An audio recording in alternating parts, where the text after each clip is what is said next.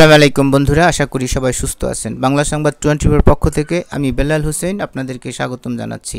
বন্ধুরা, অবশেষে ইরান এবং ইসরায়েলের মধ্যে যুদ্ধ শুরু হয়ে গেছে।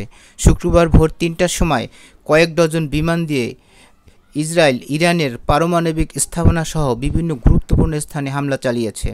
এই হামলায় ইরানের সশস্ত্র বাহিনীর প্রধান জেনারেল মোহাম্মদ বাঘেরি এবং আইআরজিসি প্রধান মেজর জেনারেল হোসেন সালামি সহ অনেক ঊর্ধ্বতন কর্মকর্তা সহ বেশ কয়েকজন পরমাণু বিজ্ঞানীও নিহত হয়েছেন। এবং এই হামলার পাল্টা জবাবে শতাধিক ড্রোন নিক্ষেপ করে ইসরায়েলকে পাল্টা জবাব দিল ইরান।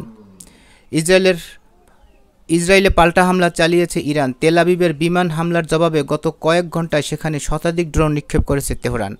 শুক্রবার 13 জুন এই তথ্য নিশ্চিত করেছে ইরানের প্রধান সেনা মুখপাত্র ব্রিগেডিয়ার জেনারেল এফি ডেপ্রিন। তিনি বলেন, গত কয়েক ঘন্টায় ইসরায়েলের দিকে শতাধিক ড্রোন নিক্ষেপ করেছে ইরান। তাদের সব প্রতিরক্ষা ব্যবস্থা ভেঙে দেওয়ার জন্য কাজ করছে তেহরান।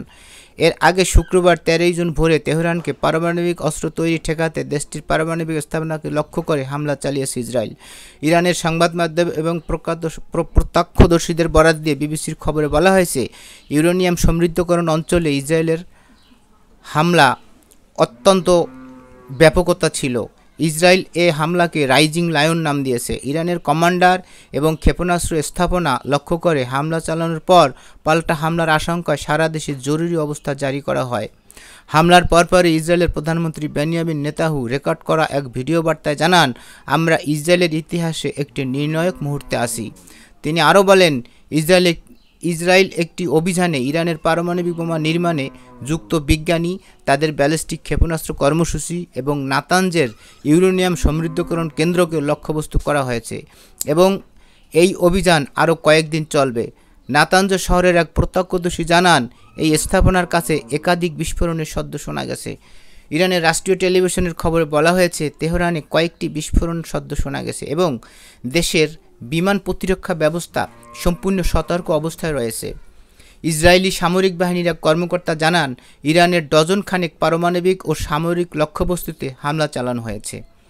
ইসরায়েলের প্রতিরক্ষা মন্ত্রী ইসরায়েল কাটস এক বিবৃতিতে বলেন, ইসরায়েলের পক্ষ থেকে ইরানের উপর পূর্ব প্রতিরোধমূলক হামলার পর ইসরায়েল ও এর বেসামরিক জনগণের বিরুদ্ধে ক্ষেপণাস্ত্র এবং ড্রোন হামলা অবধারিত।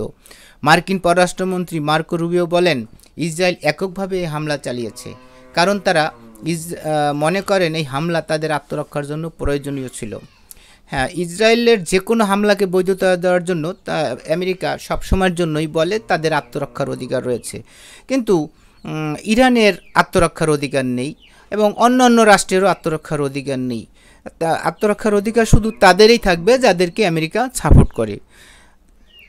এক বিবৃতিতে রুবিও আরও বলেন, আজ রাতেই ইসরায়েল একতরফাভাবে ইরানের বিরুদ্ধে পদক্ষেপ নিয়েছে।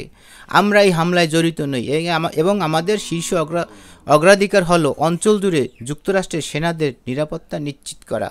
দেখুন, তারা সফটভাবে কিন্তু আবার হুমকিও দিয়ে রয়েছে, মানে ওনাদের অগ্রাধিকার হলো যে যুক্তরাষ্ট্রের সেনাদের নিরাপত্তা নিশ্চিত করা। কিন্তু বিশেষ কথা হলো যে ইসরায়েল কখনোই ইউএসের বা আমেরিকার সহায়তা ছাড়া ইরানে আক্রমণ করতে সক্ষম না, কেননা ইসরায়েল থেকে ইরানের দূরত্ব অনেক বেশি এবং সেখানে রিফুয়েলিং করার প্রয়োজনীয়তা রয়েছে। বিমানে যদি চলন্ত অবস্থায় রিফুয়েলিং সিস্টেমটা মানে রিফুয়েলিংটা যদি আমেরিকা না করে দেয়, তাহলে কিন্তু সরাসরি কোনো বিমান দিয়েই ইসরায়েলের ইরানে আক্রমণ করার সক্ষমতা নেই। কিন্তু তারা দেখেন আবার বলতেছে আমরা কোনোভাবেই জড়িত নেই। সহযোগিতা, অস্ত্র সব কিছু ঠিকঠাক মতন দিয়ে আবার ভাষণ দেয় যে আমরা কোনোভাবেই জড়িত নেই। এটাই হলো আমেরিকার নীতি। বন্ধুরা, আজকের ভিডিও এই পর্যন্তই। ভিডিওটি ভালো লাগলে সাবস্ক্রাইব করে আমাদের সঙ্গেই থাকবেন। পরবর্তীতে আবার নতুন ভিডিও নিয়ে আপনাদের সাথে কথা হবে। সে পর্যন্ত সবাই ভালো থাকবেন, সুস্থ থাকবেন এবং বাংলাদেশকে ভালোবাসবেন। আল্লাহ হাফেজ।